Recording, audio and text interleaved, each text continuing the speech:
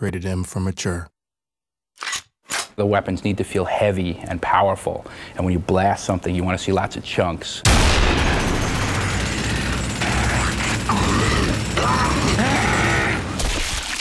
The way that the player interacts in Gears of War is by shooting the world. That's essentially his virtual hand.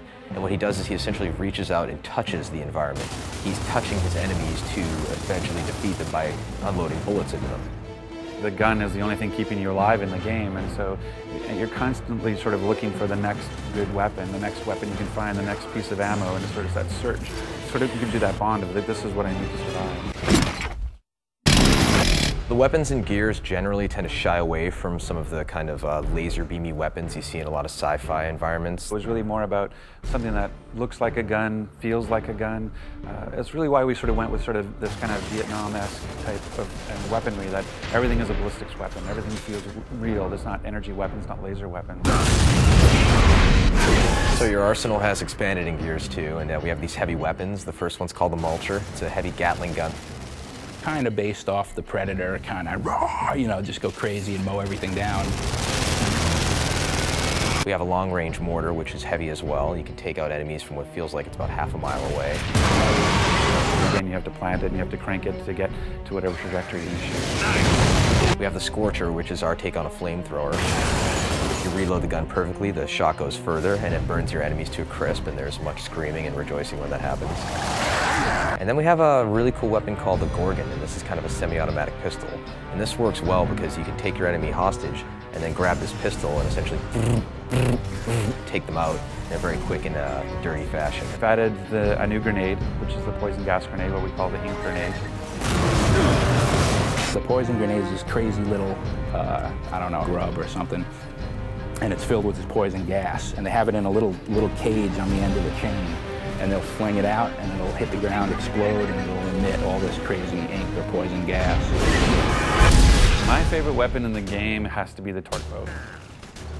I just love the whole, like, the fact that it sticks and they have a moment of pause to know that they're about to die, and then they pop. I just love. And what's great in Gears 2 is we've actually added dialogue for that pause, that we actually have the event of, and something explosive is stuck into you, and you get, so people have that half second to go, uh-oh, and then blow up. In adding more into the Gears franchise, we wanted to basically continue the idea of the executions that were in the first one. When you play multiplayer of Gears, it's not just about playing it, it's also about watching it. If you die in Gears, you're forced to watch for a little while. That's a very powerful thing when you know other people are looking at you. And if you knock your enemy down, he's trying to crawl away, and you have an option to do all sorts of cool, nasty, hideous things to him, you're going to do it, and you're going to get a good reaction from the crowd. Yeah, I kind of like the beatdown, like when you turn the guy over and you can punch him out. I think that's really cool visually. And I love the sniper skull crush. You know, he just takes that sniper rifle, swings it over his head, and you can just flatten dudes, which is great. And I still like the curb stomp. I mean, but now we turn the guy over and you can crush his head from the front.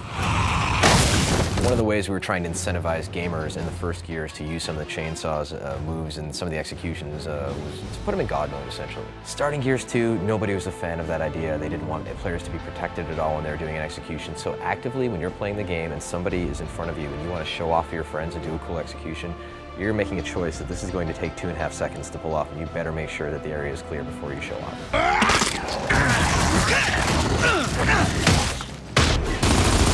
In Gears 1, when two players would come at each other with chainsaws, it was pretty much a random outcome as far as who would win.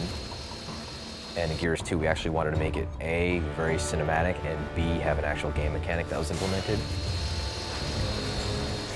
The bottom line is when two characters in Gears engage in a chainsaw duel, it lasts basically 2 seconds tops. Sparks are flying, you know, they grunt, and then it's over. Or like, you know, all we basically have time for is just a quick button mash. So let's see, you know, how many times a person could hit B, and then whoever wins, wins. One word, blood. It's a bigger game. It's just bigger scope, larger creatures, more epic scale, etc. And we want to make sure that the player still feels like what he's doing in this universe matters. Nothing says I'm doing damage more than just seeing a blood effect come off of them. And so we've been doing that. Even our bigger creatures, we actually added gore skeletons so that when you can shoot them, you can actually have things fall off of them.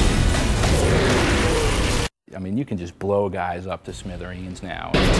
You will see entire chunks coming out of them. The pieces fall around and they're floppy, and they're not, you know, they don't just sit there and hang out, right, and then fade away. They flop around and leave blood splats everywhere. We use the term intimate violence to describe Gears of War. Even though we've sort of grown the scope of the combat and sort of bigger weapons as well, we still have these sort of intimate moments with the combat. It's like that old sort of cowboys and Indians feeling in the woods, you know, it feels really personal and really intimate. Running away won't help! I'll just shoot you in your asses!